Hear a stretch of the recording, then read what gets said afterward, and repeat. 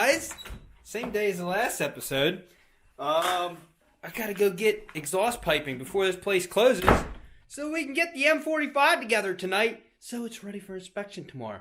Hopefully, I'll have myself a new daily driver. Stewie's ready. He was part of the whole reveal experience of the M45, weren't you? Why don't we go feed me and we can talk this over with a little bit of food, huh?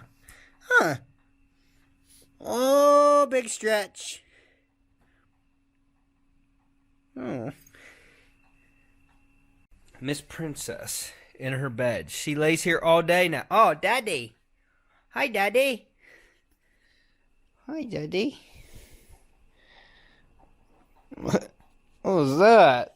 I'll tell you what, this thing was a blast off-road and smooth. I mean, very smooth. It was a nice ride. And honestly, it's almost tempting to keep this one over that one. I know I said that in the last episode, but it's still like, this thing's pretty cool now. It's unique. I'll tell you what, people in Mexico were looking when I went by. That's for sure. All right, so I got my pipes. Those are going to go in place of the resonators. I welded some makeshift pieces. Those are actually steel tubing. I welded those in there to hold it in place while I cut one of these out. I'm going to cut one out. That way it stays the same length and everything, so it doesn't affect that. And then get one piece of pipe on and weld it in or tack it in where it will hold. Then I'll cut the other one off and do the same thing. I may leave those on there. It just depends on whether they clear up underneath or not. I have no clue. I don't think they're going to clear. As you can see, the drive shaft is right here, and it looks like the exhaust fits pretty tight in there. Now I'll probably weld one on the bottom side after I get everything in. But as for right now, I got to get cutting and welding.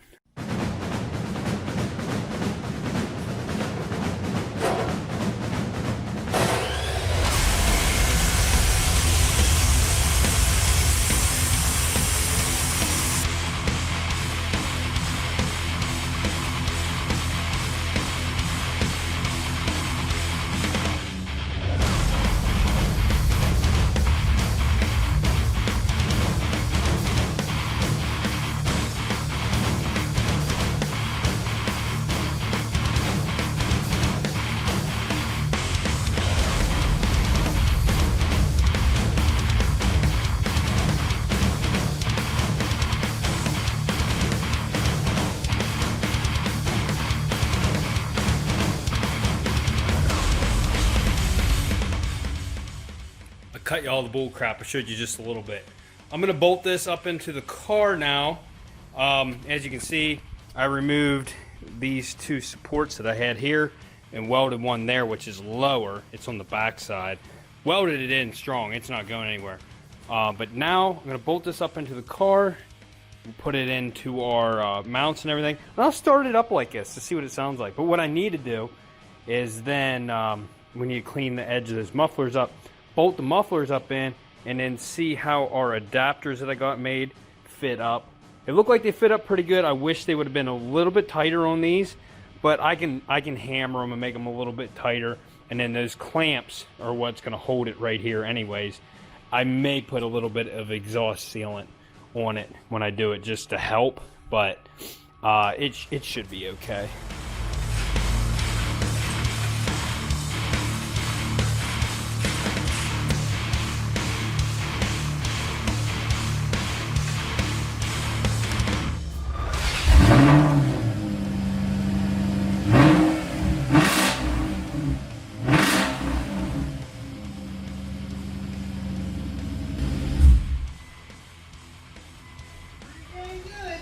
Still haven't decided where the exhaust cutouts are going to go, but we will decide that later. As for right now, I just want to we might not even put them on. Who knows? If this thing sounds wonderful without them, you know what? No, I'm probably still going to put them on. But like the perfect place to put them would be looks like right around in here, because then it comes out at an angle, and then we can shoot the pipe right out the side here. But let me get these mufflers bolted up in here. I hope that nut will come out. Boy, they're in there tight. But I'm gonna try to get these nuts off of here, so we can try to bolt these mufflers up and see how these adapters are gonna work.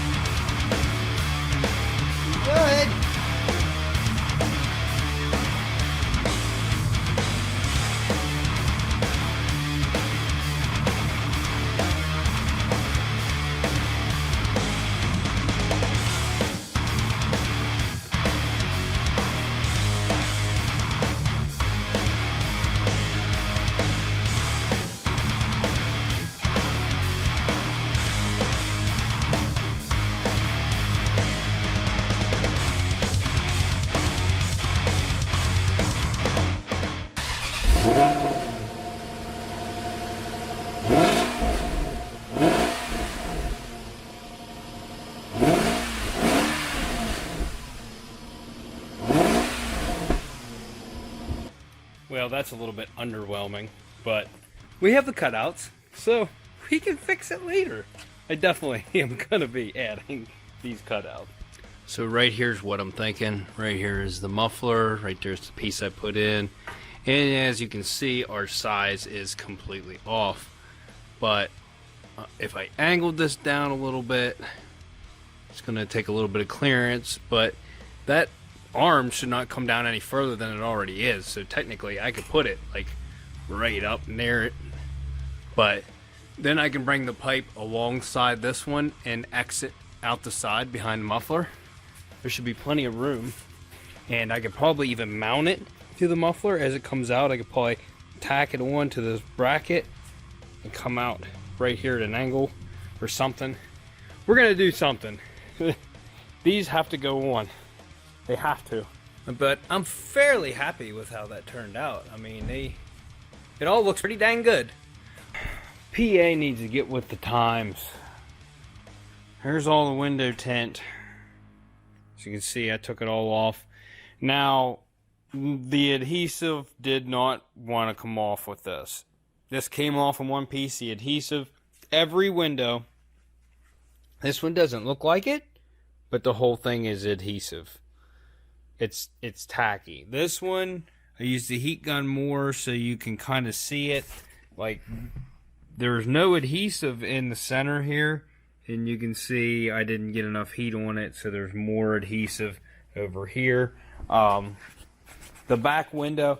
Now, these side windows, you can use some brake cleaner and then use a scraper and scrape it off. The back window, you cannot. And as you can see, inside the smudges and stuff, I'm using brake cleaner and rags and just wiping it, because you can't use a scraper, because then you'll scrape these little lines off on the inside, and then your defroster won't work on your back window anymore. So this is the worst part of it. I'm working on it right now. Using brake cleaner and rags and just going through them. Here's what it looks like after you wipe it. You can see that's the adhesive right there. It just kind of softens it up, and then you can wipe it off. But you just got to keep going, and then it makes a mess. So I had to vacuuming it up. I did put the interior back together, dashes all together and everything. Clean the back seat out. So this thing, basically, I could take it the way it is. I got the tin off, so I can leave the adhesive on there and still have the thing inspected. But I'm just trying to clean the back window right now, so it's a lot less to do later. Plus, I'd like to be able to see a little better out of the back window. So, yeah, it sucks. This one, I got no, that's all adhesive. If you touch it, it looks like it's not, but it has like a soft feel to it. And if I run my fingernail across it, it leaves marks on it. That's adhesive. So I forgot my camera butt Took the car out, had an enhanced inspection. It was a little bit more. Price keeps going up on all the fees and stuff. It's kind of pricey, but got her done. She's legal. I just washed it. Now we're going to take her first ride in it. And she doesn't care for it. She feels like I didn't need it. I didn't need to put tags on it. I agree. See? We have how many other vehicles here? You can never have enough cars. Stewie Tower.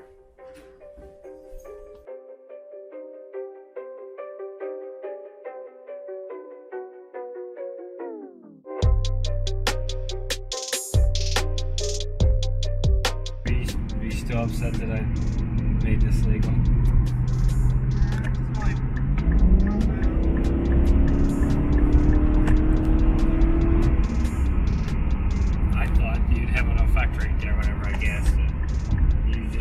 No emotions at all.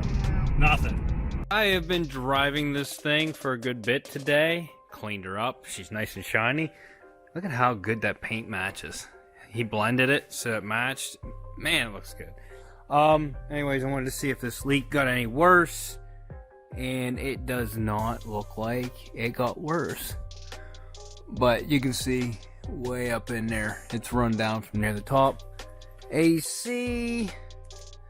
I can't tell if it got any worse. It's not dripping off the car, so I don't think it's really that bad. May even be a little bit of oil leaking over this way as well. But with this many miles, we're going to have that. I scraped while I was driving. As you can see, scraped the exhaust. Didn't hurt anything, thankfully. But we have a continuous code which turns off my traction control, my rear steering, and stability control, and it's the RAS rear steering unit, which look how old and rusty that is. It's probably that motor. It probably just took a crap. But I wanted to, it's a common issue for these was either a bad unit or bad electrical connections. So I'm just going to go ahead and check all the electrical connectors while I'm here, look at everything, and then what was it, the RAS control unit, which I don't know which one that is. It might be this. I have honestly no clue because I've never dealt with rear steering, but we got a bunch of plugs here that go to it. That one up there. I'm just going to check all of these and see what everything looks like. Another thing I had to do is I had to tighten up my exhaust clamp setup. I faced them down another direction, but they had come loose. Now they are tight. Checked all the connections. Really all there is to this, you got two ABS sensors right here on each axle, and they are reading. I checked that while I was driving. They're all reading the speeds. The motor, which looks to be original, that could be the issue, I'm guessing. But there's a ground wire right there. And as you can see, I have this other ground because that ground broke. It's up onto the body up here. It was broke when I got the car. So I got that ground wire where you can see that lead's still on there from the old one. But I cleaned this ground off because it was like pretty corroded. So I got it all cleaned up, and that goes directly to the motor plug up there, and I checked it and everything was good there. The only other thing there is I'm going to guess this is the steering angle right here, a sensor for the steering angle. I can't honestly tell how that would be bad or not. There's adjustment on it also. As you can see, there's slots where each screw goes in, so I'm sure it has to be calibrated or set. If I can't get this to work, I'm probably not going to fix it unless I can find a good price on that motor, which 9 times out of 10 I'm going to say that motor's what's wrong with this rear steering. I don't need it. I don't need rear steering. As long as they're straight, I don't care. But I'm going to take this thing out and drive it because I've kind of looked it over. I'm going to check the fluids too before I go out since I've been driving it, and obviously we have some rust prevention going on up here. So I'm going to check that out before I get going, and then I'm just going to go for a little jaunt. Well, unless somebody wants to donate me a rear steering motor, I'm done messing with it at this point. Yeah, I couldn't find anything wrong with the connections or anything, and like I said, that motor is probably just shot. It is just way too quiet.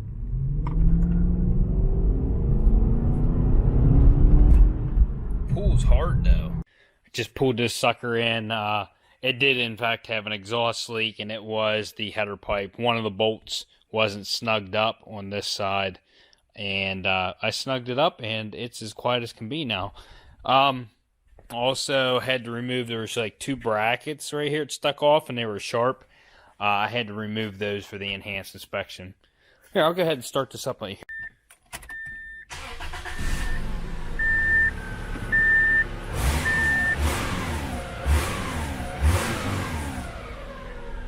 No more ticky sounding. Look how soft and pretty she is. Look at him, he's so soft. You broke a bath today, didn't ya? So soft. They're like stuffed animals. Well, I was gonna attempt to fix the TPS sensors on the Infiniti, but they fixed themselves. I got in it and went down to the gym, and my low tire pressure light is out, and all the sensors are reading. So, don't have to do that. I have debated pulling the motor on the rear steering. I have found the whole rear rack with the motor, sensors, everything shipped for $210. I'm trying to debate whether it's going to be worth it. It's the only issue I have with it, and well, that and a couple leaks. But I think I might service it. Maybe that's what we'll do to close this video out, is just do a service on it.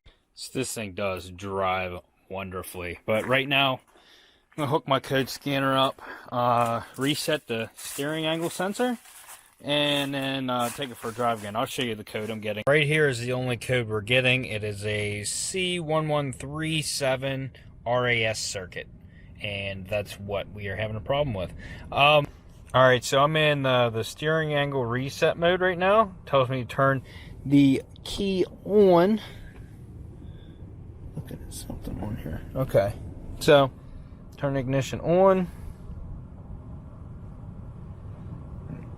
We'll see if it works. Some things work on this, and some things don't. I mean, it is a cheaper code reader. In fact, I got it for free, but it read the VIN number, so now, let's see. like things like this. Touch OK. After keep the steering wheel is in the neutral. It's like stuff spelled wrong. So I'll let you know how this goes after I get this. I might have more things wrong after this. Okay, so it was like, it only took a second. It told me to put it in a neutral position, and I hit OK, and it said done. So I guess we'll see how this works out. I'm gonna take it for a drive. And we'll see. Well, my lights are already on, and it didn't even do anything. Fairly certain that the motor's shot in the back. As soon as I reset it, the lights flash, and then those 3 come right back on, and it gives me the same exact code. So we definitely have a problem with our system. So, not ready to deal with that. So let's just do a service. I know what you're thinking. What are you doing? I'm going to change the oil on the ground. It doesn't hurt to do that every now and then. I mean, it's not like I'm doing it on the ground. I got concrete, but I have the Subaru up here. The bumper is not going to pass for PA inspection. If you have an aftermarket bumper on, it has to be 12 inches off the ground. I measured it, it's 10. So it's not going to pass. So I'm going to unbolt it and take it off for inspection, and then I think it's a buddy of mine's buying it. I'm gonna bolt it back on afterwards.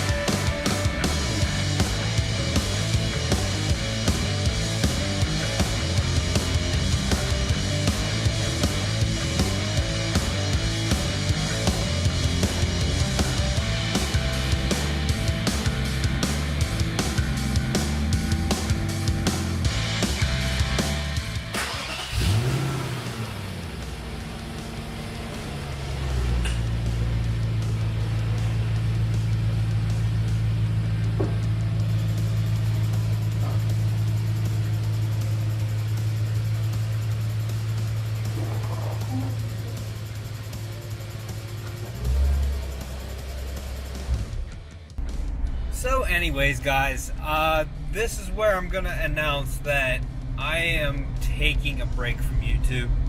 I want to finish all that stuff in my garage, and I'm just not gonna video it. I'm gonna do some insulation, hopefully get the heater in and a bunch of other stuff, and I'm not gonna be bidding on cars right now. So I really don't have any car content for you. I might be doing some modifications to the M45 here eventually, but this is going to be a longer break than I've taken in the past.